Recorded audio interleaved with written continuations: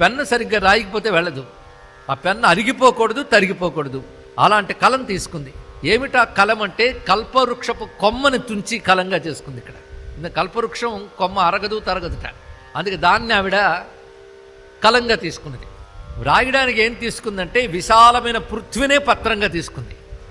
తీసుకుని వ్రాస్తూ వ్రాస్తూ వ్రాస్తూ ఉన్నా ఎప్పటికీ నీ గురించి పరిపూర్ణంగా వర్ణించలేకపోయింది సరస్వతీదేవియే.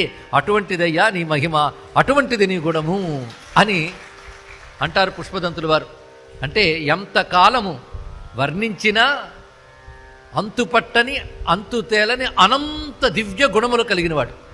అయితే పరమాత్మ గురించి చెప్పాలంటే రెండు విషయములు. ఆ నిర్గుణుడు, సగుణుడు అంటారు. ఇక్కడ నిర్గుణుడు అంటే గుణములకు అతీతమైనటువంటి కేవల తేజస్వరూపుడు. కానీ సృష్టిని ఏర్పరిచినప్పుడు వివిధములైన శక్తులతో ఆవిర్భవింపజేశాడు. అప్పుడు సగుణుడయ్యాడు ఆయన.